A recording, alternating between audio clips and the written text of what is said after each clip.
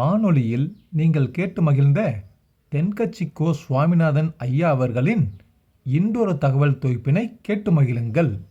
பந்திக்கு முந்தர ஆசாமிகள் நம்மள பல பேர் உண்டு. அப்படி முந்தறதுக்கு கூட முயற்சி பண்ணுறவங்க நிறைய பேர் இருக்கிறாங்க. இதில் என்ன ஒரு விஷயம்னா, பந்திக்கு முந்தறது கூட தப்பு இல்லை. ஆனால் அப்படி ஒரு விருந்தில் ஆளாக போய் உட்காந்து சாப்பிட்டா கூட வெளியில் வர்றப்ப என்ன பெரிய விருந்து வச்சுட்டான், சாம்பாரில் உப்பு இல்லை, ரசத்தில் காரம் இல்லை அப்படின்னு குறை சொல்லிகிட்டே வர்றது இருக்கு பாருங்க. அது சரியில்லை, நாகரிகமும் இல்லை. கல்யாண பத்திரிகையில் என்ன போட்டிருக்குது, என் பொண்ணுக்கும் இன்னார் பையனுக்கும் கல்யாணம், எல்லாரும் குடும்பத்தோடு வந்திருந்து மணமக்கள் வந்து ஆசீர்வதிக்கணும், இப்படி தானே போட்டிருக்கோம். குடும்பத்தோடு வந்து விருந்து சாப்பிட்டு சாப்பாடு எப்படி இருக்குன்னு அபிப்பிராயம் சொல்லிவிட்டு போங்க அப்படின்னா போட்டிருக்கு கல்யாண பத்திரிகையில். ஒருத்தர் வீட்டு விசேஷத்துக்கு போயிருக்கோம்னா எவ்வளவோ அசௌகரியங்கள் நமக்கு ஏற்படலாம். ஏராளமான கூட்டம் வந்திருக்கும். எல்லாரையும் அவங்க வந்து தனித்தனியாக கவனிச்சிக்கிட்டு இருக்க முடியாது. நாம் தான் அனுசரித்து நடந்துக்கணும். நாமளாக போய் வாழ்த்த வேண்டியவங்களை வாழ்த்தி விட்டு வந்து சேரணும். அதை விட்டுட்டு பத்திரிக்கை கொடுத்தானேன்னு போனேன், கவனிப்பே சரியில்லை அப்படின்னு புலம்பிக்கிட்டு இருக்கக்கூடாது. ஒரு விருந்துக்கு போனால் அங்கே எப்படி நடந்துக்கணும் அப்படிங்கிறத பற்றி கூட அனுபவசாலிகள் சில விவரங்கள்லாம் சொல்லியிருக்கிறாங்க. இந்த காலத்தில் கல்யாணம், பிறந்த நாள், அது இதுன்னு நிறைய விருந்துகள் நடக்குது. அதெல்லாம் எதுக்காக? மனித உறவுகளை வளர்த்துக்கிறதுக்காக தான், வேற எதுக்கு? ஒரு விருந்துக்கு போனால் அமைதியாக பொறுமையாக போய் உட்காரணும். அடித்து பிடிச்சிக்கிட்டு இடத்த பிடிக்க போகிறேன் அப்படின்னு நிற்கக்கூடாது. முதல் பந்தி நடந்துக்கிட்டு இருந்தால் அது முடிஞ்சு இலை எடுத்து சுத்தம் பண்ணதுக்கு அப்புறம் போய் உட்கார்றது தான் நாகரீகம். இலை எடுக்கிறதுக்கு முன்னாடியே அங்கே போய் உட்காந்தா நல்லா இருக்காது.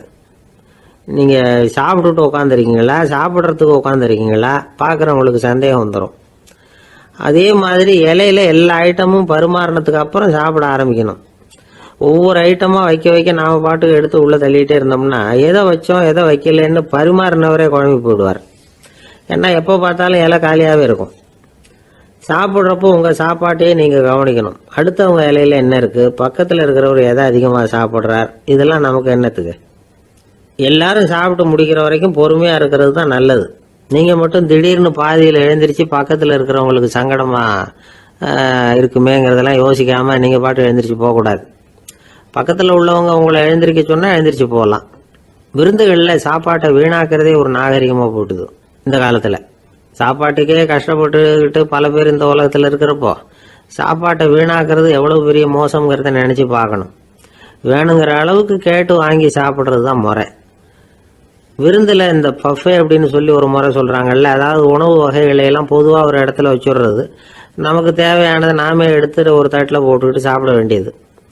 இதில் கூட சில பேர் தேவைக்கு அதிகமாக எடுத்து போட்டுக்கிட்டு வீணாக்குறாங்க. சில சமயம் வந்து கடைசியாக சாப்பிட போகிறவங்களுக்கு எல்லா ஐட்டமும் கிடைக்காம போகலாம். அதை போய் பெருசு பண்ணிகிட்டு இருக்கக்கூடாது. என்ன சார், இந்த அளவுக்கு கூடவா நாகரிகம் தெரியாமல் இருக்கிறோம், இதை போய் பெருசாக சொல்ல வந்துட்டீங்களே அப்படின்னு நினைக்கலாம். ஒருத்தர் 2 பேருக்கு இந்த விவரம் தேவைப்படலாம். அவங்க காதலையும் இது விழட்டுமேங்கிறதுக்காக தான் இது. ஒரு பெரிய கல்யாண விருந்து நடந்துக்கிட்டு இருந்தது. விருந்து மண்டபத்து வாசலில் ஒருத்தர் நின்றுக்கிட்டு வர்றவங்களையெல்லாம் ரொம்ப மரியாதையாக வணங்கி உள்ளே அனுப்பி வச்சுக்கிட்டு இருந்தார். எப்படி தெரியுமா? வர்றவங்க கையெல்லாம் பிடிச்சி முத்தம் கொடுத்து அதுக்கப்புறம் உள்ளே அனுப்பி வச்சுக்கிட்டு இருந்தாராம். கூட்டம்லாம் முடிஞ்சதுக்கப்புறம் அவர்கிட்ட போய் கேட்டிருக்கிறாங்க, சார், நானும் எவ்வளவோ விருந்துகளுக்கு போயிருக்கிறேன், இருந்தாலும் இவ்வளவு மரியாதையாக வர்றவங்க கைக்கெல்லாம் முத்தம் கொடுத்து வரவேற்கிறத இங்கே தான் பார்க்குறேன் அப்படின்னு சொன்னாங்க. அதுக்கு அவர் சொன்னார், அட போங்க சார், நான் முத்தம் கொடுக்கல, முந்தின பந்திக்கு வந்து சாப்பிட்டவங்களே அடுத்த பந்திக்கும் வர்றாங்களான்னு மோந்து பார்த்து அனுப்பி வச்சுக்கிட்டு இருந்தேன் அப்படின்னார். நாட்டில் நல்லவங்க ஒருத்தர் 2 பேர் இருக்கிறதுனால தாங்க மழையே பெய்யுது அப்படின்னு சொல்கிறது உண்டு. நல்லார் ஒருவர் உளரேல் அவர் பொருட்டு எல்லாருக்கும் பெய்யும் மழை. சில சமயம் ரொம்ப பேர் திடீர்னு நல்லவங்களாகிடுவாங்க போல இருக்கு. அதனால தான் விடாமல் பேய் மழையாக கொட்டி தீர்த்துடுது. எல்லாரும் நல்லவங்களாகிட்டால் உலகமே தாங்காது போல இருக்கே. அப்பப்போ ஒருத்தர் 2 பேர் நல்லவங்களாகணும், அப்போ தான் சீராக மழை பெய்யும். மாதத்துக்கு 3 பேர் நல்லவங்களான மாதம் மும்மாரி பொழியும். இதெல்லாம் வேடிக்கை பேச்சு. இப்போ இதெல்லாம் ஒரு பக்கம் இருக்கட்டும், இப்போ விஷயத்துக்கு வருவோம். ஒரு கும்பலில் நல்லவன் யார் அப்படிங்கிறத எப்படி கண்டுபிடிக்கிறது? இதுக்கு ஒரு வேடிக்கை கதை உண்டு. என்னுடைய நண்பர் ஒருத்தருக்கு அவங்க பாட்டியம்மா சொன்ன கதையாக அது. அது என்ன கதைன்னா, ஒரு ஊரில் ஒரு சமயம் பலமான மழை பெய்ய ஆரம்பிச்சுட்டு தான். இடி மின்னல் ரொம்ப கடுமையாக இருந்திருக்குது. ஆரம்பித்த மழை வர வர கடுமையாகிட்டு இருக்குதே தவிர நிற்கிற பாடாக தெரியல. ஊர் ஜனங்கள்லாம் பார்த்தாங்க. இதுக்கு மேலேயும் வீட்டுக்குள்ளே இருந்தால் ஆபத்துங்கிறத புரிஞ்சுக்கிட்டாங்க. ஏன்னா வீடெல்லாம் இடிஞ்சு விழுந்துருமோங்கிற பயம். உடனே எல்லாரும் புறப்பட்டு ஊருக்கு பொதுவாக இருந்த ஒரு மண்டபத்தில் போய் தங்கிக்கிட்டாங்க. மின்னல் கடுமையாக இருந்தது. இடி எந்த நேரத்துலையும் விழலாம்ங்கிற நிலைமை. எப்போ விழலாம்னு பார்த்துக்கிட்டு இருக்குது. அந்த மண்டபத்தில் இருந்த ஜனங்கள் மனசுக்குள்ளே ஒரு பயம். நம்ம கூட்டத்தில் யாராவது ஒரு கெட்டவன் பாவம் பண்ணவன் இருந்தால் கூட இடி இந்த மண்டபத்தில் விழுந்துரும், அது எல்லாருக்கும் ஆபத்து அப்படின்னு நினச்சாங்க. சரி, இதுக்கு என்ன பண்ணலாம் அப்படின்னு யோசனை பண்ணாங்க. அந்த கூட்டத்தில் ஒரு பெரியவர் இருந்தார். அவர் ஒரு யோசனை சொன்னார். இதை பாருங்கள், அதுக்கு ஒரு வழி இருக்குது. அதோ எதிர்த்தாப்புல கொஞ்சம் தூரத்தில் ஒரு உயரமாக மரம் ஒன்று இருக்குது பாருங்கள். பொதுவாக இடி சுலபமாக விழறது அது மாதிரி உயரமான மரத்தில் தான். நம்ம கூட்டத்தில் இருக்கிறவங்க எல்லாரும் ஒவ்வொருத்தராக போய் அந்த மரத்தை தொட்டு விட்டு திரும்பி வந்துடணும். நம்மள பாவம் பண்ணவன் யாரோ அவன் அந்த மரத்தை தொடுற சமயத்தில் இடி விழுந்துடும், அவன் மட்டும் போயிடுவான், மண்டபத்தில் இருக்கிற நாமெல்லாம் பொழைச்சிக்கலாம் அப்படின்னு ஐடியா கொடுத்தார் அந்த பெரியவர். இது நல்ல யோசனையாக பட்டது. எல்லாரும் ஒத்துக்கிட்டாங்க. ஒவ்வொருத்தராக போய் அந்த மரத்தை தொட்டு விட்டு திரும்பி வந்தாங்க. இடி எதுவும் விழலை. இன்னமும் பாவம் பண்ண ஆசாமி அதை போய் தொடலை போல இருக்குது அப்படின்னு நினச்சிக்கிட்டாங்க. ஒவ்வொருத்தராக போகிறாங்க. எல்லாரும் போய் தொட்டுவிட்டு வந்தாச்சு. இன்னும் ஒரே ஒரு ஆசாமி தான் பாக்கி. கடைசியாக இருந்த அந்த ஆள் பயந்துட்டான். இது வரைக்கும் இடி விழலைன்னா இப்போ என்ன அர்த்தம்?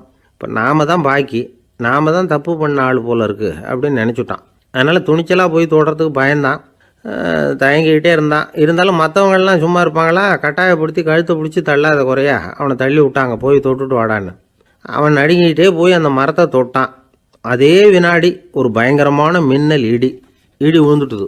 எங்கே விழுந்தது தெரியுமா? அந்த ஆள் மேலே இல்லை, மண்டபத்தில் விழுந்தது. மண்டபத்தில் இருந்தவங்க பூரா காலி. அந்த ஒரு ஆள் மட்டும் புழைச்சிக்கிட்டான். இந்த ஒரு ஆளை காப்பாற்றுறதுக்காக தான் இடி மண்டபத்தில் விழாமல் இருந்திருக்குது. இதுதான் கதை. அதனால் நல்லவங்க எப்படியும் தப்பிச்சுக்குவாங்க அப்படிங்கிறது ஒரு நீதி. ஒருத்தன் அப்படி தான் தெருவில் நடந்து போய்கிட்டு இருந்தான், ரொம்ப நல்லவன். எதிரில் ஒருத்தன் சைக்கிளில் வந்துக்கிட்டு இருந்தான். அதில் மோதி இவன் கீழே விழுந்துட்டான். சைக்கிள்காரன் உடனே இறங்கி இவனை தூக்கி விட்டான். இவன் எழுந்திரிச்சு அவனை முறைச்சி பார்த்தான். அப்படி பார்க்காதீங்க சார், நீங்கள் ரொம்ப புண்ணியம் பண்ணியிருக்கீங்க, அதுதான் இப்போ சைக்கிளில் மோதிக்கிட்டீங்க அப்படின்றான். என்ன அப்படி சொல்கிறேன் நான்? இவன் 10 நிமிஷத்துக்கு முன்னாடி நான் லாரி ஓட்டிகிட்டு வந்தேன், அப்போ நீங்கள் எதிரில் வந்திருந்தீங்கன்னா என்ன ஆயிருக்கும் அப்படின்னானா அவன். அந்த ஆள் என்னை கண்ணா பண்ணான்னு திட்டி விட்டான் சார், அதை நினச்சா எனக்கு ரொம்ப வருத்தமாக இருக்குது அப்படின்னு சொல்லி கவலைப்பட்டார் ஒருத்தர். இதில் கவலைப்படுறதுக்கு என்ன இருக்குது அப்படின்னார் ஒரு பெரியவர். அவர் ஒரு மகான். என்ன சார் இப்படி சொல்கிறீங்க? ஒருத்தர் நம்ம பார்த்து திட்டுனா வருத்தமாக இருக்காதா அப்படின்னார். அது எப்படி வருத்தமாக இருக்கும்? திட்டுறதுங்கிறது என்ன? அது வெறும் சத்தம் தானே அப்படின்னார் அந்த பெரியவர். நம்ம ஆளுக்கு தலையை பிச்சுக்கலாம் போல் இருந்தது. இருக்காது அப்படின்னா நமக்கு அப்படி தானே தோணுது. அந்த பெரியவர் சொல்கிறது ரொம்ப பெரிய விஷயம். அதை நாம் புரிஞ்சிக்க முயற்சி பண்ணலாம்னா நடைமுறை வாழ்க்கைக்கு அது ஒத்து வர்றது மாதிரி தெரிய மாட்டேங்குது. இருந்தாலும் அந்த பெரியவர் அதுக்கு என்னதான் விளக்கம் கொடுக்குறாருன்னு பார்ப்போமே.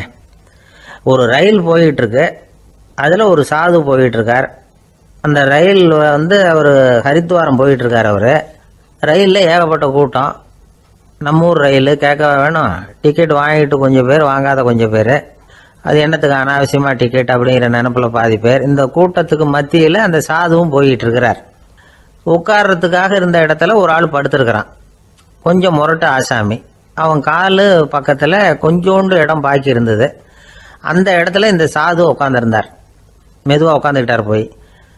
ஆனால் அந்த ஆள் ராத்திரி பூரா இவரை காலால் உதச்சிக்கிட்டே இருக்கிறான். அது இவருக்கு ரொம்ப அவமானமாக பட்டுது. அதனால் துக்கம் ஏற்பட்டது. இருந்தாலும் அதை ஒரு மாதிரியாக சகிச்சுக்கிட்டே இவர் சேர்ந்தார். பொழுது விடிஞ்சது. அந்த சாது ஹரித்வார் சேர்ந்தார். அங்கே ஒரு பெரிய ஞானியை சந்தித்தார். ராத்திரி ரயிலில் அந்த ஆள் உதைச்சதையும் அதனால் தனக்கு ஏற்பட்ட துக்கத்தையும் இந்த சாது அந்த ஞானிகிட்ட சொன்னார். சொல்லிவிட்டு, ஏன் சுவாமி, எனக்கு துக்கம் ஏற்பட்டதே அது தப்பா அப்படின்னு கேட்டார். தவறு தான்னார் அந்த ஞானி. உனக்கு இன்னமும் தேக அபிமானம் போகலைங்கிறது தான் அது காட்டுது. அஷ்டாவக்கிரர் என்ன சொல்கிறார் தெரியுமா? உண்மையான ஞானி யாராவது தன்னை வந்தனை செய்தால் அதற்காக சந்தோஷப்பட மாட்டார், யாராவது நிந்தனை செய்தால் அதற்காக வருத்தப்பட மாட்டார் அப்படின்னு சொல்கிறார். நிந்தனைங்கிறது ஒரு ஒலி தான். தேகாபிமானம் இருக்கிற வரைக்கும் இந்த ஒலி நம்மளை வேதனைப்படுத்தும். நான் தேகம் இல்லை, ஆத்மா அப்படிங்கிற நினைவு இருந்தால் இந்த ஒலி நம்மளை பாதிக்காது. மனு என்ன சொல்றார் தெரியுமா? ஒரு சாதகன் பாராட்டுதலை விஷம்னு நினைச்சு பயப்படணும், அவமானத்தை அமிர்தம்னு நினைச்சு சந்தோஷப்படணுங்கிறார். அவமானப்பட்டா கவலைப்படாமல் எப்படி இருக்க முடியும் அப்படின்னு தான் நமக்கு தோணும். அதனால தான் நம்மளில் யாரும் இதுக்கு உதாரணமாக யாரையும் காட்ட முடியல. புத்தரையும் கபீரையும் உதாரணமாக காட்டுறாங்க. அவங்களுக்கெல்லாம் அவமானம் ஏற்பட்டப்போ கவலையே படலையாம். புத்தரை அவமானப்படுத்தணுங்கிறதுக்காக கௌசாம்பி ராணி ஒரு இளம் பெண்ணை கொலை பண்ணி சடலத்தை புத்தர் குடிசைக்கு முன்னாடி போட சொன்னார். போட்டாங்க. புத்தர் தான் அந்த பொண்ணை கெடுத்து கொலை பண்ணிவிட்டாருன்னு எல்லாரும் நினைச்சாங்க. ஆனால் புத்தர் இதை பற்றி கவலையே படலை. அப்புறமா உண்மை தெரிஞ்சதும் புத்தர் புகழ் இன்னும் அதிகமாயிட்டது. ஒரு பெரிய சபையில் ஒரு மோசமான பொண்ணு நுழைஞ்சி தனக்கும் கபீருக்கும் சம்பந்தம் உண்டுன்னு சொன்னான். கபீர் கவலைப்படலை. அவங்க மாதிரியெல்லாம் நாமளும் இருக்க கற்றுக்கணும். நிந்தனை, அபகீர்த்தி, அவமானம் எல்லாம் ஆண்டவன் கொடுக்குற பிரசாதம்னு நினைக்கணும் அப்படின்னு சொல்கிறார் அந்த ஞானி. இதை கேட்ட இந்த காலத்து ஆசாமி ஒருத்தர், நான் கூட அப்படி தான் சார், யாராவது அவமானப்படுத்தினா கவலைப்பட மாட்டேன். நேற்று கூட ஒருத்தர் என்ன பலார்னு அரைஞ்சுட்டார், நான் கொஞ்சம் கூட கவலைப்படலை, பேசாமல் வந்துட்டேன்னார். ஏன் அப்படி வந்துட்டீங்க அப்படின்னு. அவர் அரைஞ்சதுலேயும் ஒரு அர்த்தம் இருந்தது, அதனால தான் அப்படி வந்துட்டேன்னார். ஏன் அரைஞ்சாருன்னு கேட்டேன். 10 வருஷத்துக்கு முன்னாடி 15 ரூபா அவர்கிட்ட கடன் வாங்கினேன், அதை கேட்டு கேட்டு பார்த்துட்டு கடைசியாக தான் அரைஞ்சார் அப்படின்னார். ஆண்டவனுடைய பிரசாதம் இவருக்கு அடிக்கடி கிடைக்கும் போல. ஒரு பெரிய அரசன் இந்த உலகம் பூராவையும் ஆண்டுகிட்டு இருந்தான். ரொம்ப காலம் அப்படி அரசாட்சி பண்ணிக்கிட்டு இருந்தான். திடீர்னு அவனுக்கும் சில எதிரிகள் முளைச்சாங்க. அவங்கெல்லாம் ஒன்று சேர்ந்து இவனை தோற்கடிச்சுட்டாங்க. தோற்று போனதும் இவனுக்கு பயம் வந்துட்டுது, எங்கே எதிரிகள் நம்ம கொண்டுடுவாங்களோ அப்படின்னு. வெளியில் வந்தால் தனக்கு ஆபத்துன்னு பயந்துக்கிட்டு யாருக்கும் தெரியாமல் ஒரு குகைக்குள்ளே போய் பதுங்கி கிடக்கிறான். நிலைமையை பாருங்கள். முதல் நாள் அரண்மனையில் அதிகாரம் பண்ணிக்கிட்டு இருந்தவன் மறுநாள் குகையில் பயந்து போய் பதுங்கி கிடக்கிறான். ராத்திரி நேரம் வந்தது, பசி வயத்தை கிள்ளுது, பிச்சை எடுத்து சாப்பிட வேண்டிய நிலைமை. பிச்சை எடுக்கிறதுக்கு பாத்திரம் வேணுமே, என்ன பண்ணுறது அப்படின்னு அங்கேயும் இங்கேயும் பார்க்குறான். ஒரு மூலையில் யாரோ விட்டுட்டு போன ஒரு ஓடு கிடக்குது. அதை எடுத்துக்கிட்டு புறப்பட்டான். இருட்டில் வழி புரியல. ஏதோ ஒரு யூகத்தில் காலை மெதுவாக எடுத்து வச்சு நடந்து போயிட்டுருக்கிறான். வழியில் ஒரு கருப்பு நாய் படுத்து கிடந்தது. இருட்டில் அவன் இது கண்ணுக்கு சரியாக தெரியல. அவனுக்கு தவறி போய் காலை வச்சுட்டான். அது மேலே நாய் சும்மா இருக்குமா, வள்ளுன்னு விழுந்து கடிச்சு விட்டுது. காலை பார்க்குறான், காலத்தையும் நினச்சி பார்க்குறான். அரண்மனையில் வீரக்கழல் அணிந்த காலை உடைய மன்னா அப்படின்னு புகழ்வாங்களே புலவர்கள்லாம். ஆனால் அது இன்றைக்கி நாய் கடித்த காலம் ஆகிட்டுதே அப்படின்னு நினைக்கிறான். அது மட்டும் இல்லை, முன்னாடியெல்லாம் பொற்கிண்ணங்களில் தான் அவன் சாப்பிடுவான். ஆனால் இப்போது உடஞ்சி போன ஓட்டு, அது ஓட்டை கையில் வச்சுக்கிட்டு நிற்கிறான். அதில் யாராவது சாப்பாடு போடுவாங்களான்னு. முன்னாடியெல்லாம் நிறைய பேர் அரண்மனைக்கு வருவாங்க. அரசருக்கு காணிக்கைன்னு சொல்லி இவன் காலடியில் கொண்டாந்து கொட்டுவாங்க. அப்போல்லாம் இவன் அந்த ஜனங்களுடைய முகத்தை திரும்பி கூட பார்க்கறதில்ல, ரொம்ப கர்வமாக உட்காந்துருப்பான். அதே ஆள் இன்றைக்கி எல்லார் கண்ணுலேயும் படுறது மாதிரி பிச்சை எடுத்துக்கிட்டு இருக்கிறான். அப்போலாம் காணிக்கைகளை தன்னுடைய கையால் வாங்கிறது தனக்கு கௌரவ குறைச்சல்னு நினச்சி தன்னுடைய வேலைக்காரங்களை விட்டு தான் அதை வாங்க சொல்லுவான். இப்போ பார்த்திங்கன்னா அவனே தன் கையாலேயே பிச்சை வாங்குறான். நினச்சி பாருங்கள். அந்த மனுஷன் நாள் அரசன், மறுநாள் பிச்சைக்காரன். எவ்வளோ வித்தியாசம். செல்வம் தான் இப்படி ஒரு வித்தியாசம் ஏற்படுறதுக்கு காரணம். அப்படிப்பட்ட செல்வம் வாழ்க்கையை நடத்துறதுக்கு நமக்கு தேவை தான்.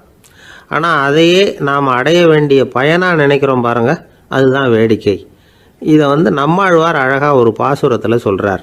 ஒரு நாயகமாய் ஓட உலகுடன் ஆண்டவர், கருணாய் கவர்ந்த காலர், சிதைகிய பானையர், பெருநாடு காண இம்மையிலே பிச்சைதாம் கொள்வர், திருநாரணன் தாழ் காலம் பெற சிந்தித்து உய்மினோ அப்படிங்கிறார் நம்மாழ்வார். ஒரு பெரிய பணக்காரர் ஒரு துறவிகிட்ட போய், சாமி என்கிட்ட நிறைய பணம் இருக்குது, இருந்தாலும் நிம்மதி இல்லை, என்னால் நிம்மதியாக இருக்க முடியல, என்ன காரணம்னு கேட்டாராம். உடனே அந்த துறவி இதுக்கு நேரடியாக பதில் சொல்லாமல் பக்கத்தில் நின்றுக்கிட்டு இருந்த ஒரு குழந்தைய கூப்பிட்டார். அது ஓடியாந்தது. ஒரு ஆப்பிள் பழத்தை எடுத்து அது கையில் கொடுத்தார். அதை வாங்கிக்கிட்டு குழந்தை சிரிச்சுது. இன்னொரு பழத்தை எடுத்து கொடுத்தார். அதை இன்னொரு கையில் வாங்கிட்டு சிரிச்சுது. 3வது ஆப்பிளை எடுத்து கொடுத்தார். 2 பழத்தையும் நெஞ்சில் அணைச்சிக்கிட்டு 3வது பழத்தையும் வாங்கிறதுக்கு முயற்சி பண்ணிச்சு. ஆனால் அது உடனே நழுவி கீழே விழுந்து உருண்டு ஓடிச்சு. ஏற்கனவே இருந்ததும் விழுந்துட்டுது. இப்போ அந்த குழந்தை அழ ஆரம்பிச்சுட்டுது. இப்போ அந்த துறவி பணக்காரர்கிட்ட சொன்னாராம், குழந்தைய கவனிச்சியா, 2 ஆப்பிள் போதும்னு அது நினச்சிருந்தா இப்போ அது அழ வேண்டிய அவசியம் வந்திருக்குமா அப்படின்னாராம். எதுவுமே அளவுக்கு மிஞ்சினா துன்பந்தான். இந்த காலத்தில் இதெல்லாம் யார் காதில் வாங்குறாங்க? ஒருத்தனை நல்ல வழிக்கு கொண்டு வரணும்னு நினச்சி அவனை கூப்பிட்டு உட்கார வச்சு இந்த கதையை சொல்லிகிட்டு இருந்தாங்க. சொல்லிவிட்டு அந்த குழந்தை செஞ்சது தப்பு தானே அப்படின்னு கேட்டிருக்கிறாங்க. ஆமாம், தப்பு தான். நானாக இருந்தால் அப்படி செஞ்சுருக்க மாட்டேன் நானா இவன். 2 பழமே போதும்னு சொல்லியிருப்பியா அப்படின்னு கேட்டிருக்காங்க. அப்படி இல்லைங்க, அவர் கொடுக்க கொடுக்க ஒவ்வொரு பழமாக வாங்கி பின்னாடி வச்சுட்டு மறுபடியும் கையை நீட்டுவேன் அப்படிங்கிறானா. இவெல்லாம் எந்த காலத்தில் திருந்துறது? ஒரு ஆள் இருந்தான், நிறைய பணம் சம்பாதிச்சான். ஆனால் செலவு பண்ண மனசு வரல, கருமி. அவன் என்ன பண்ணான், சேர்த்த பணம் பூராவையும் ஒரு மரத்தடியில் புதைச்சி வச்சுருந்தான். வாரத்துக்கு ஒரு தடவை அந்த மரத்தடிக்கு வருவான், புதைச்ச இடத்த ஆவலோடு பார்த்துக்கிட்டு இருப்பான். அதுக்கப்புறம் போயிடுவான். அவ்வளவுதான். ஒரு நாள் ஒரு திருடன் வந்தான். இவன் புதைச்சி வச்சுருந்ததெல்லாம் எடுத்துகிட்டு போட்டான். இது தெரிஞ்சு போச்சு. அந்த கருமி புலம்ப ஆரம்பிச்சிட்டான். இவன் புலம்பலை கேட்டதும் அக்கம் பக்கத்தில் இருந்தவங்கெல்லாம் ஓடி வந்தாங்க. என்ன விஷயம்னு விசாரித்தாங்க. இவன் சொன்னான். ஒரு பெரியவர் கேட்டார், ஏப்பா வாரம் வந்து இந்த இடத்த பார்க்குறதாக சொன்னியே, எப்போவாவது இதில் இருக்கிற பணத்தை எடுத்து செலவு பண்ணியிருக்கியா அப்படின்னு கேட்டார். நான் அப்பப்போ வந்து அதை பார்க்கறது தான் வழக்கம், அதை தொட்டதே இல்லைன்னு அவன். சரி, அப்படின்னா இப்போவும் நீ அதே மாதிரி வாரம் ஒரு தடவை வந்து இந்த இடத்த பார்த்துட்டு போகலாமே அப்படின்னாராம் அந்த பெரியவர். அதுவும் சரிதானே, எவ்வளவு காலமானாலும் அவன் அந்த பணத்தை எடுத்து செலவு பண்ண போகிறதில்ல. அப்படி இருக்கிறப்ப உள்ளே பணம் இருந்தாலும் ஒன்று தான், இல்லாமல் போனாலும் ஒன்று தான். இதிலிருந்து என்ன புரியுதுன்னா, ஒருத்தர்கிட்ட இருக்கிற பணத்தை கொண்டு அவர் பணக்காரரா ஏழையா அப்படின்னு முடிவு செய்கிறது சரியில்லை. அந்த செல்வத்தை அனுபவிக்கிற திறன், பயன்படுத்துகிற திறன், அதை வச்சு தான் அவர் ஏழையா பணக்காரரா அப்படிங்கிறத நிர்ணயம் பண்ணணும். அதுதான் சரி.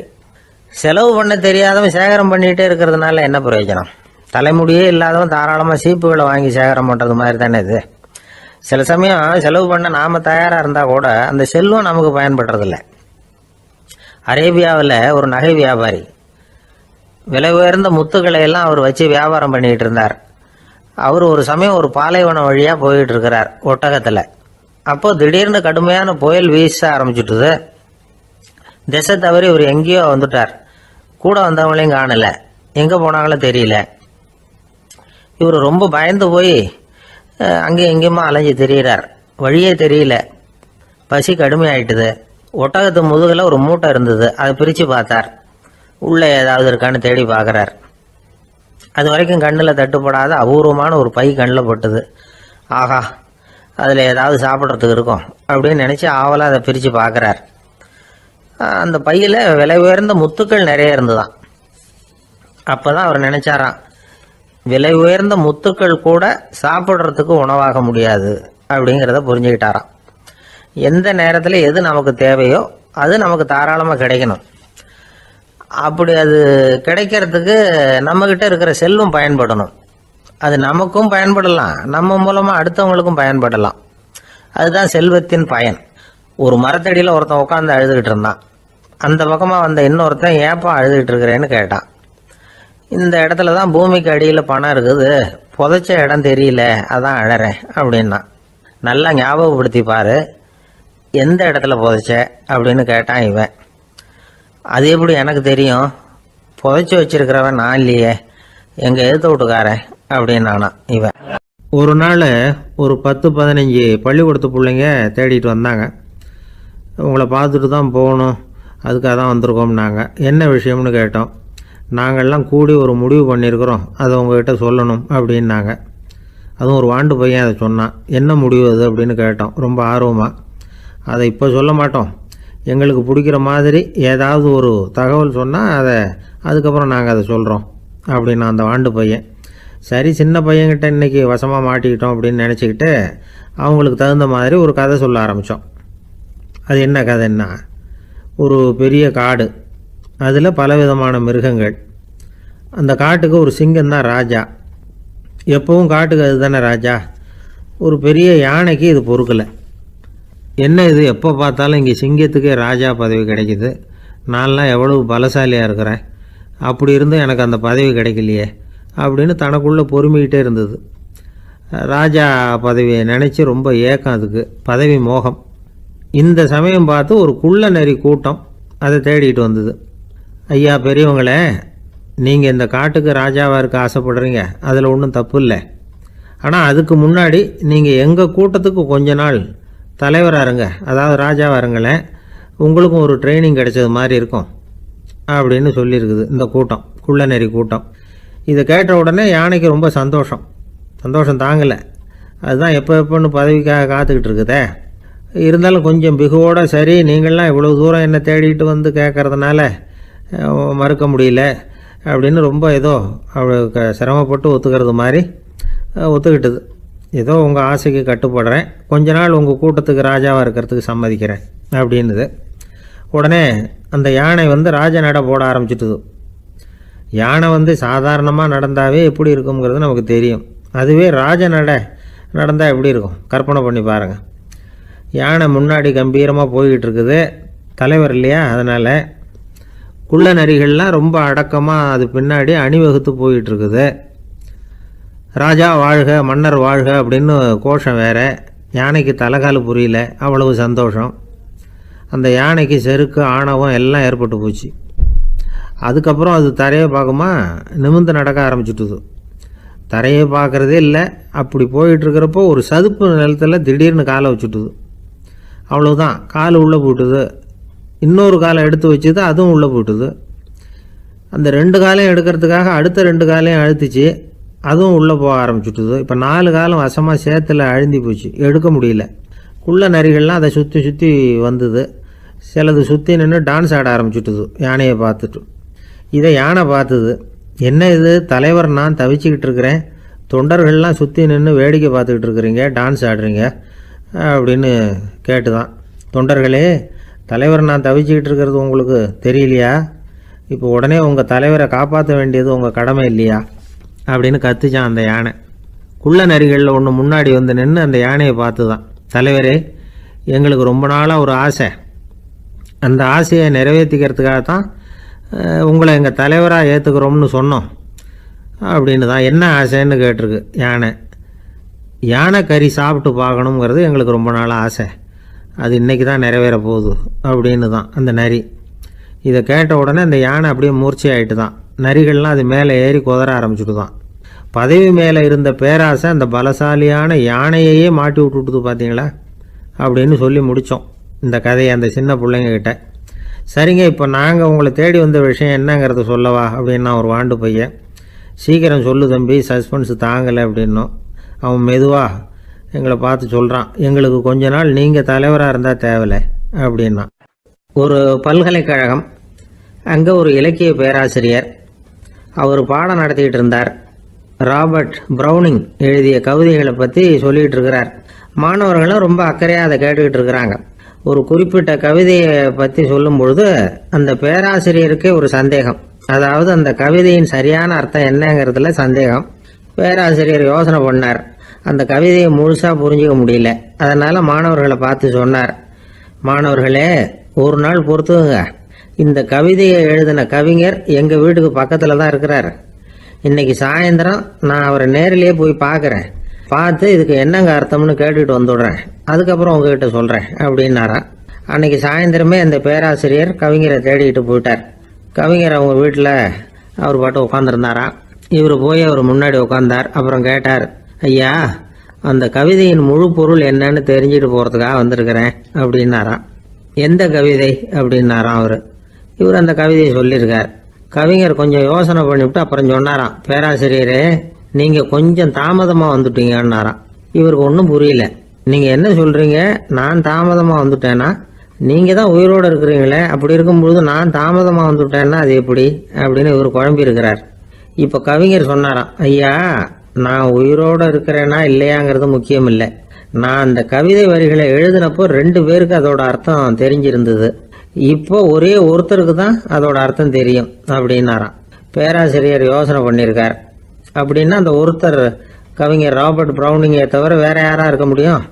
இவர் தான் அப்படிங்கிறத அவர் மனசில் நினச்சிக்கிட்டார். அதனால் சொன்னார், ஐயா, நான் தாமதமாக வரல, அந்த கவிதையின் பொருள் என்ன அது சொல்லுங்கன்னார். பேராசிரியரே, நான் சொல்கிறது உங்களுக்கு புரியலன்னு நினைக்கிறேன். நான் இந்த வரிகளை எழுதினப்போ 2 பேருக்கு அதோட அர்த்தம் தெரிஞ்சிருந்தது. அந்த 2 பேர் யாருன்னா, ஒருத்தர் ராபர்ட் ப்ரௌனிங், அதாவது நான், இன்னொருத்தர் கடவுள். இப்போ அது கடவுளுக்கு மட்டும்தான் தெரியும். நானே இதை பற்றி பல தடவை யோசனை பண்ணி பார்த்தேன். இது ரொம்ப அழகானது, ஆனாலும் ரொம்ப வழுக்கலானது. அதை பிடிச்சிட்டோம்னு நினச்சிக்கிட்டு இருக்கும் பொழுதே காற்று மாதிரி அது உங்ககிட்ட இருந்து ஓடி போயிடுது. எனக்கு ரொம்பவும் வருத்தமாக தான் இருக்குது. நிச்சயமாக நான் தான் இந்த வரிகளை எழுதியிருக்கிறேன். அதில் அர்த்தம் இருக்குங்கிறது எனக்கு தெரியும், அதை நான் உணர்றேன். ஆனால் நீங்கள் என்னை மன்னிக்கணும். எனக்கே கூட அதை என்னால் விளக்க முடியல. அப்படி இருக்கும் பொழுது உங்களுக்கு எப்படி அதை நான் விளக்க முடியும் அப்படின்னாரா அந்த கவிஞர். அனுபவிக்கப்படக்கூடிய எல்லாமே விளக்கப்படக்கூடிய ஒன்றல்ல, விளக்கப்படும் எல்லாமே அனுபவிக்கப்படக்கூடிய ஒன்றல்ல அப்படிங்கிறது ஞானிகளுடைய கருத்து. அதுக்காக தான் அந்த சம்பவம். வாழ்க்கையில் நீங்கள் தொடர்ந்து ஆய்வு செய்து கொண்டே இருக்கக்கூடிய விளக்கங்களை ஒருபோதும் அடைய முடியாத பரிமாணங்கள் இருக்கிறதுனால தான் அது அலுப்பு தட்டாமல் இருக்குது. உங்களால் நிறைய அனுபவிக்க முடியும், இருந்தாலும் நீங்கள் அனுபவித்து அறிந்த விஷயங்கள் கூட வார்த்தைகளால் விளக்கப்பட முடிவதில்லை அப்படிங்கிறது பெரிய ஒரு சிந்தனை. இதெல்லாம் ஒரு பக்கம் இருக்கட்டும். நமக்கு தெரிஞ்ச பேராசிரியர் ஒருத்தர் 1 மணி நேரம் ரொம்ப விவரமாக வகுப்பு எடுத்தார். கடைசியாக சொன்னார், மாணவர்களே, ரொம்பவும் எளிமையாக விளக்கமாக எல்லா விவரமும் சொல்லியிருக்கிறேன். அதனால் இதில் உங்களுக்கு சந்தேகம் வர்றதுக்கு வாய்ப்பே இல்லை. இருந்தாலும் கேட்க வேண்டிய கடமை கேட்குறேன். இது வரைக்கும் நடத்தினதில் யாருக்காவது ஏதாவது சந்தேகம் உண்டா அப்படின்னு கேட்டாராம். எனக்கு ஒரே ஒரு சந்தேகம்தான் சார் அப்படின்னு எழுந்திரிச்சு நிற்கிறான் ஒருத்தன். என்னன்னு கேட்டாராம். இது வரைக்கும் நீங்கள் என்ன பாடம் சார் நடத்துனீங்க அப்படின்னானா அவன். ஒரு பெரிய தத்துவ சிந்தனையாளர் இருந்தார், சுவாங்சு அப்படின்னு பேர். அவருடைய மனைவி ஒரு நாள் திடீர்னு காலமாயிட்டாங்க. ஐயோ பாவம், அவர் ரொம்ப வருத்தப்படுவார், போய் ஆறுதலாக 4 வார்த்தை பேசிவிட்டு வரலாம் அப்படின்னு நினச்சிக்கிட்டு நிறைய பேர் அவரை தேடிட்டு வந்தாங்களாம். வந்தவங்களுக்கு ஆச்சரியம், ஏன்னா இவர் வருத்தப்பட்டுக்கிட்டு இருப்பார் அப்படின்னு தானே எதிர்பார்த்தாங்க. அப்படி இல்லை, தாளம் போட்டுக்கிட்டு உட்காந்துருக்கிறார். தாளத்துக்கு தகுந்த மாதிரி பாட்டு வேற பாடிக்கிட்டு இருக்கிறார். என்ன மனுஷன் அவர், கொஞ்சம் கூட கவலை இல்லாமல் இப்படி இருக்கிறாரு அப்படின்னு நினச்சாங்க. ஒருத்தர் துணிஞ்சு அவர்கிட்ட கேட்டுவிட்டார், என்னங்க இது இப்படி அப்படின்னு. அதுக்கு அவர் என்ன சொன்னார் தெரியுமா? இதை பாருங்கள், என்னுடைய மனைவி பிறக்கிறதுக்கு முன்னாடி அவளுக்கு உயிரும் கிடையாது, உடலும் கிடையாது. அதுக்கு பிறகு தான் உயிர் வந்தது, உடல் வந்தது, அந்த உருவம் வந்தது. இப்போ என்ன ஆச்சு, அந்த உருவமும் உயிரும் போயிட்டுது, அவ்வளவுதானே. வந்தது போயிட்டுது. இளவேனில் காலம், இலையுதிர் காலம், பனிக்காலம், இப்படி பருவங்கள் மாறி மாறி வருது இல்லையா? அது மாதிரி பிறப்பும் இறப்பும் மாறி மாறி வருது. இது இயற்கை. இதுக்காக அழுதா அது எப்படி அப்படின்னாராம். ஞான தெளிவு அடைஞ்சவங்களுக்கு எல்லாமே சுகம்தான். திருவள்ளுவரும் அதை தான் சொல்கிறார், உறங்குவது போலும் சாக்காடு, உறங்கி விழிப்பது போலும் பிறப்பு. தூங்கிறதுக்கெல்லாம் நாம் வருத்தப்பட்டுக்கிட்ட இருக்கிறோமா? இன்றைக்கி தூங்க வேண்டியிருக்குதே, இன்னும் கொஞ்சம் நேரத்தில் நான் தூங்க வேண்டியிருக்கு அப்படின்னு சொல்லி யாராவது அழுதுகிட்டு இருப்பாங்களா? அதனால் இந்த உலக வாழ்க்கையினுடைய இயல்பை யதார்த்தத்தை நாம் தெளிவாக புரிஞ்சுக்கணும். அப்படி புரிஞ்சுக்கிட்டால் நாம் கவலை இல்லாமல் வாழ முடியும். ஒரு வயசான தாத்தா பாட்டி 60 வருஷத்துக்கு முன்னாடி அவங்களுக்கு கல்யாணம் ஆச்சு. ஒன்றாவே வாழ்ந்தாங்க, ஒன்றாவே இறந்து போனாங்க. இப்போ அவங்க 2 பேரும் சொர்க்கத்துக்கு போய் சேர்ந்தாங்க. அங்கே எல்லா வசதியும் இருந்தது. ஒரு பெரிய பங்களாவே இவங்களுக்கு ஒதுக்கி கொடுத்தாங்களாம். இதுக்கு எவ்வளவு வாடகைன்னு கேட்டார் தாத்தா. வாடகையெல்லாம் கிடையாது, இலவசம் அப்படின்னார் அங்கே இருந்தவர். அந்த வீட்டுக்கு பின்னாடி ஒரு பெரிய புல்வெளி இருந்தது. இதில் விளையாட ஏதாவது கட்டணம் உண்டான்னு கேட்டிருக்கார் தாத்தா. அதெல்லாம் ஒன்றும் கிடையாது, பணம்லாம் கட்ட வேண்டியதில்லை அப்படின்னார் அவர். பக்கத்தில் ஹோட்டல் மாதிரி ஒரு பெரிய கட்டடம், உள்ள சாப்பாட்டு மேஜைகள், அது மேலே விதவிதமான பலகாரங்கள். சாப்பாட்டுக்கெல்லாம் எவ்வளவு அப்படின்னு விசாரித்தாராம் தாத்தா. அதுதான் சொன்னேனே, இங்கே எல்லாமே இலவசம்தான், எது வேணும்னாலும் சாப்பிட்லாம், எவ்வளவு வேணும்னாலும் சாப்பிட்லாம் அப்படின்னாரா. நீங்கள் சொல்கிறீங்க அப்படி, ஆனால் நான் சர்க்கரை சேர்த்துக்கக்கூடாது, உப்பு சேர்த்துக்கக்கூடாது, பாட்டி கையால் எப்பவும் பத்திய சாப்பாடு தான் அப்படின்னாராம் தாத்தா. இதை பாருங்கள், இங்கே உங்களுக்கு அந்த கவலையும் வேண்டியதில்லை. இங்கே நீங்கள் ஸ்வீட்டு சாப்பிட்லாம், காரம் சாப்பிட்லாம், உங்களுக்கு எந்த நோயும் வராது அப்படின்னாராம் அங்கே சொர்க்கத்தில் இருந்தவர். இதை கேட்ட உடனே அந்த தாத்தா பக்கத்தில் நின்ன பாட்டியை பார்த்து கத்தினாராம், அடி பாவி, எல்லாத்தையும் கெடுத்துட்டியே, நீ எனக்கு பத்திய சாப்பாடு போடாமல் கண்டதை திங்க விட்டுருந்தா 10 வருஷத்துக்கு முன்னாடியே நான் இங்கே சேர்ந்துருப்பேனே அப்படின்னாராம். அம்மாக்காரங்களுக்கு அடிக்கடி ஏற்படுற கவலை ஒன்று உண்டு. அதாவது குழந்தை சரியாக சாப்பிட மாட்டேங்குதே அப்படிங்கிற கவலை. இவங்கெல்லாம் ஒரு விஷயத்த நல்லா புரிஞ்சுக்கணும். குழந்தைகள்ங்கிறவங்க பெரியவங்க மாதிரி இல்லை. அவங்க கடிகாரத்தில் மணியை பார்த்துட்டு சாப்பிட்றதுக்கு உட்கார்ற ரகம் கிடையாது. பசிச்சா சாப்பிடுவாங்க, இல்லைன்னா விளையாடுவாங்க அல்லது தூங்குவாங்க. அது புரியாமல் அவங்கள கட்டாயப்படுத்தி அல்லது மிரட்டி சாப்பிட வைக்கிறது ரொம்ப தப்பு. ஒரு 8 மாத குழந்தைக்கு 3 மணி நேரத்துக்கு ஒரு தடவை பசிக்கும். அந்த நேரம் பார்த்து சாப்பாடு கொடுத்தா அடம் பண்ணாமல் அது பாட்டுக்கு சாப்பிட்றோம். அதே குழந்தைக்கு 1 வயசு ஆகிறப்போ 4 மணி நேரத்துக்கு ஒரு தடவை பசிக்கும். இந்த வயசில் இயற்கையாகவே பசி குறைஞ்சிருக்கும். அது புரியாமல் என் குழந்தை முன்னாடி மாதிரி இப்போ சரியாக சாப்பிட மாட்டேங்கிறான் அப்படின்னு சில பேர் டாக்டர்கிட்ட போய் சொல்லிக்கிட்டு இருப்பாங்க. இன்னொரு விஷயம், ஒரு குழந்தைக்கு வயசு அதிகமாகிற வேகத்துக்கு உடம்பு எடையும் அதிகமாகிக்கிட்டே போகாது. உடம்பு எடை அதிகமாகிற வேகம் குறைஞ்சிக்கிட்டே வரும். 6 மாத குழந்தைக்கு ஒரு வாரத்தில் 150 கிராம் எடை கூடும். ஒரு வயசில் வாரத்துக்கு 71 கிராம் எடை கூடும். இது புரியாமல் அதிகமாக சாப்பாட்டை கொடுத்து குழந்தைய கஷ்டப்படுத்தக்கூடாது. ஏன்னா அளவுக்கு மீறின உணவு அஜீரணத்தை உண்டு பண்ணிவிடும். குழந்தைக்கு ஒரு தட்டில் கொஞ்சமாக ஆகாரத்தை வச்சு கொண்டுகிட்டு போய் கொடுக்கணும். மலை மாதிரி குவிச்சு வச்சா அதை பார்த்ததுமே பசி அடங்கி போயிடும். அடித்து மிரட்டி பயமுறுத்தி குழந்தைய சாப்பிட வைக்கிற பழக்கம் இருக்குது பாருங்கள், அதுக்கு ஃபுட் ஃபோர்ஸிங் அப்படின்னு பேர். இப்படி பண்ணினா குழந்தைக்கு சாப்பாட்டில் விருப்பம் குறைஞ்சிரும், அதை கண்டாவே வெறுக்க ஆரம்பிச்சிடும். அது மாதிரி உளம் சார்ந்த பசி குறைவு, சைக்கோஜெனிக் அனோரெக்சியா, அது ஏற்படுமா. சாப்பாடுங்கிறதே ஒரு தண்டனை மாதிரி தோணும். குழந்தைகளுக்கு பிடிச்ச மாதிரியான ஆகாரத்தை கொடுக்கணும். சத்து அதிகம் இருக்குங்கிறதுக்காக அதுக்கு பிடிக்காத ஆகாரத்தை கொடுத்து கட்டாயப்படுத்தக்கூடாது. குழந்தைகளுக்கு 2 வயசு ஆகிறப்போ இயற்கையாகவே எதிர்மறை குணம் உண்டாகும். அதாவது அந்த எதிர்மறையாக பேசுறது. இது மாதிரி சமயங்களில் நாம் என்ன சொல்கிறோமோ அதுக்கு நேர்மாறாக நடந்துக்கும். ஏட்டிக்கு போட்டி, சாப்பிட சொன்னால் விளையாட போகும், விளையாட சொன்னால் சாப்பாடு கேட்கும். இதை புரிஞ்சுக்கிட்டு நடந்துக்கணும். குழந்தை சொன்ன பேச்சை கேட்கலேன்னு கோவப்படக்கூடாது. குழந்தை வளர வளர பிடிவாத குணம் வர்றது சகஜம். கேட்டதை வாங்கி கொடுத்தா தான் சாப்பிடுவேன் அப்படின்னு பிடிவாதம் பண்ணணும். வாங்கி கொடுத்து விடுறது தான் உத்தமம். நீங்களும் அதுக்கிட்ட பிடிவாதம் பண்ணிகிட்டு இருக்கக்கூடாது. ஏன்னா கேட்டது கிடைக்கலையேங்கிற ஏமாற்றம் கூட குழந்தையோட பசியை குறைச்சிரும். கேட்டது கிடைச்சிட்டா பசி அதிகமாகும், கொடுத்ததை மளமளன்னு சாப்பிட்றோம். குழந்தைகளுக்கு கண்ட நேரத்தில் சாப்பிட்றதுக்கு எதையாவது வாங்கி கொடுத்துக்கிட்டு இருந்தால் சாப்பாட்டு நேரத்தில் சாப்பிடாம அடம் பண்ண ஆரம்பிச்சிடும். பள்ளிக்கூடம் போகிற பிள்ளைங்க காலை உணவை சரியாக சாப்பிட மாட்டாங்க. அச்சம், அவசரம், பரபரப்பு இதெல்லாம் தான் காரணம். பள்ளிக்கு புறப்படுறதுக்கு ஒரு 3/4 மணி நேரத்துக்கு முன்னாடியே சாப்பாடு போட்டுருங்க, அது சரியாக போடும்.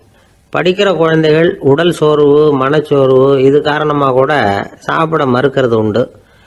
இப்போ உதாரணமாக சாயந்தரம் விளையாடி விட்டு வீட்டுக்கு வந்ததும் சாப்பிட சொன்னால் வேணாம்பாங்க. இது உடல் சோர்வு. ரொம்ப நேரம் வீட்டு பாடங்களை செஞ்சு முடித்த கையோடு சாப்பிட சொன்னாலும் அவங்களால சரியாக சாப்பிட முடியாது. இது உளச்சோர்வு, அதாவது மனச்சோர்வு. இதை தவிர குழந்தைகளுக்கு உடல் நலக்குறைவு ஏற்பட்டால் கூட சாப்பிட மறுக்கிறது உண்டு. சில மருந்து மாத்திரைகள் கூட பசியை குறைச்சிரும். அதனால் சரியாக தெரிஞ்சுக்கிட்டு குழந்தைகளை சாப்பிட வைக்கணும். அது புரியாமல் கையில் சாப்பாட்டு தட்டை வச்சுக்கிட்டு குழந்தைகளை விரட்டிக்கிட்டு அலையக்கூடாது.